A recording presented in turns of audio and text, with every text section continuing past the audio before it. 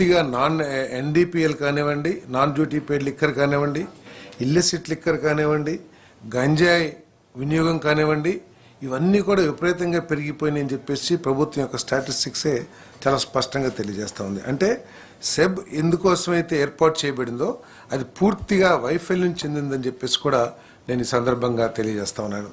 అంతేకాకుండా ఈ సెబ్ని వాళ్ళకి కావాల్సిన విధంగా వాళ్ళ ఆలోచనకు అనుగుణంగా పనిచేయటానికే సెబ్ను వాడుకున్నారు తప్పితే రాష్ట్ర ఆదాయాన్ని పెంచడానికి కానివ్వండి, లేకపోతే మద్యం సేవించే వాళ్ళ హక్కుల్ని కాపాడు కోసం కానివ్వండి ఏ విధంగానూ పనిచేయలేదని చెప్పేసి కూడా మరి వాస్తవాలను పరిశీలిస్తే అర్థమవుతుందని చెప్పేసి మనం చేస్తాను.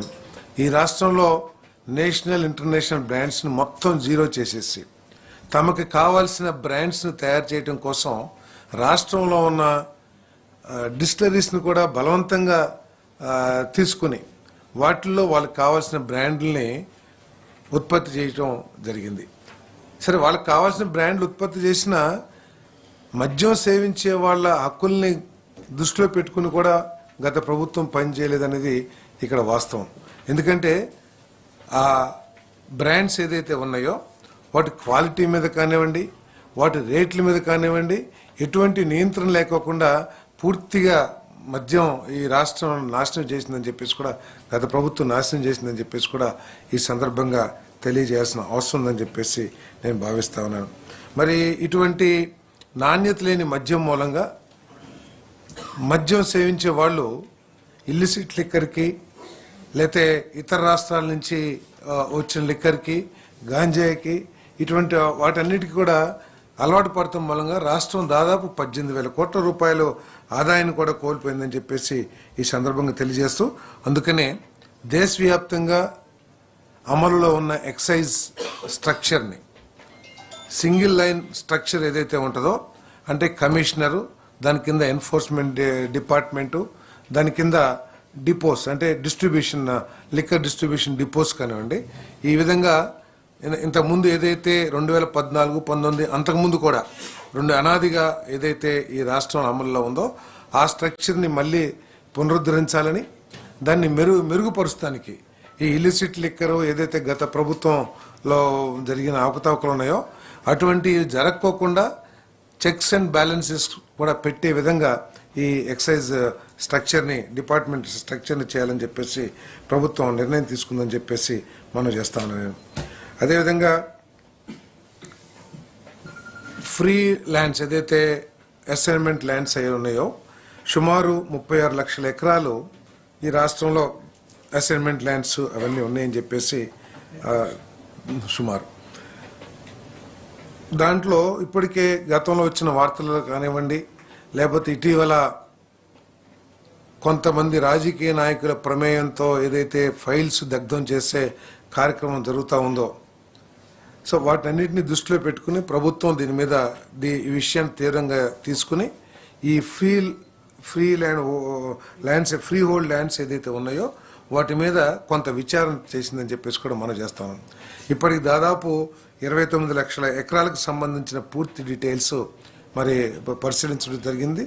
దాంట్లో 16.66 లక్షల ఎకరాలు అన్యాక్రాంతం కావటం కానివ్వండి, లేకపోతే ఒరిజినల్ పట్టాదారు లేకపోవటం కానివ్వండి, లేదా ఆ పొలం కబ్జాలో వేరే వాళ్ళు అనాథరైజ్డ్ పర్సన్ ఉండటం కానివ్వండి జరిగినట్లు విచారణలో తేలిందని చెప్పేసి మనం చేస్తాను. అదేవిధంగా ఒక 25-26 వేల ఎకరాలని 25,230 ఎకరాలు రిజిస్ట్రేషన్స్ కూడా జరిగినాయి.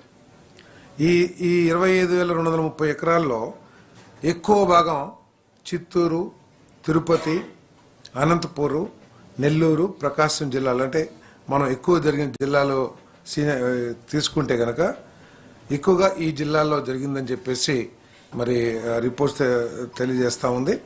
మరి వీటన్నిటి మీద కూడా ఇంకా సమగ్రంగా ఫోరెన్సిక్ ఆడిట్ కూడా నిర్వహించి అదేవిధంగా ఎవరు అసలు ఈ భూములు రిజిస్ట్రేషన్ చేయించుకున్నారో, వీళ్ళని బలవంతంగా చేయించుకున్నారా, ఎవరైతే దళితులు, ఎస్టీలు ఎక్కువగా ఏంటంటే జరిగిన సర్వేని బట్టి దళితులు, గిరిజనులు ఎక్కువగా భూములు కోల్పోయారని చెప్పేసి అర్థమవుతా ఉంది. కాబట్టి వీటన్నిటి మీద కూడా సమగ్ర విచారణ చేయమని చెప్పేసి ఆ విచారణ రిపోర్ట్ని సెప్టెంబర్ ఎండింగ్ కల్లా కూడా మరి గవర్నమెంట్కి సబ్మిట్ చేయాలని చెప్పేసి కూడా ఆదేశించడం జరిగింది. అంతేకాకుండా భవిష్యత్తులో ఈ డాక్యుమెంట్స్ చేంజెస్ ఏదైతే రికార్డ్స్ చేంజెస్ ఏదైతే ఉంటాయో వాటిని ఇష్టం వచ్చిన రీతిలో చేంజ్ చేయకోకుండా ఏ విధమైన సెక్యూరిటీ మెజర్స్ మనం తీసుకోవాలి అంటే చేంజ్ చేసే అధికారాన్ని ఎవరికి ఇవ్వాలి. ఇప్పుడు ఒక ఉదాహరణ కూడా ఒక సహచార మంత్రి గారు చెప్పారు, 47 సార్లు ఒకే భూమిని రెవెన్యూ రికార్డ్స్ని తారుమారు చేశారని చెప్పేసి ఒకే భూమికి 47 సార్లు తారుమారు చేశారంట. అంటే ఉదాహరణకి మీరు ఏదైనా బ్యాంకులో పెట్టుకోవాలి, కరెక్ట్గా బ్యాంకుకి వెళ్ళినప్పుడు మీ పేరు ఉంటుంది, తర్వాత వెళ్ళినప్పుడు ఉంటుంది. అంటే ఇది అన్అఫీషియల్గా చెప్తున్నాను నేను, ఒక సహచర మంత్రి గారు చెప్పారు. అంటే అంటే అర్హత లేని పర్సన్స్కి లేకపోతే ఆథరైజ్ చేయబడిన అధికారులకే కాకుండా అందరి చేతిలో ఈ ఏదైతే చేంజ్ చేసే ఉంటుందో డిజిటల్కి లేకపోతే ఇంకా ఉన్నదో దాన్ని ఏ విధంగా కట్టడి చేయాలి, ఈ సెక్యూరిటీ మెజర్స్ని ఏ విధంగా పెంచాలని చెప్పేసి కూడా పెంచాలో పరిశీలించి ఈ నెలాఖరికల్లా రిపోర్ట్స్ ఇవ్వమని చెప్పేసి జరగడం జరిగిందని చెప్పేసి మనం చేస్తాను.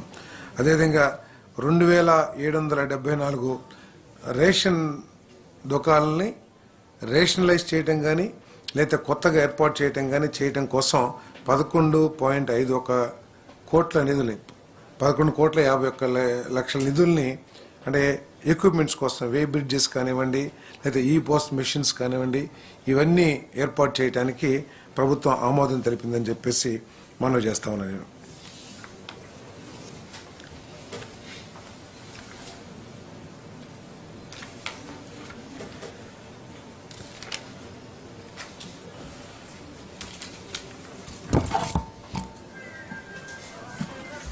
అదేవిధంగా Krishnapatnam industrial city development limited పేరుని AP industrial corridors infrastructure development corporation లిమిటెడ్గా మారుస్తూ ప్రభుత్వం నిర్ణయం తీసుకుంది.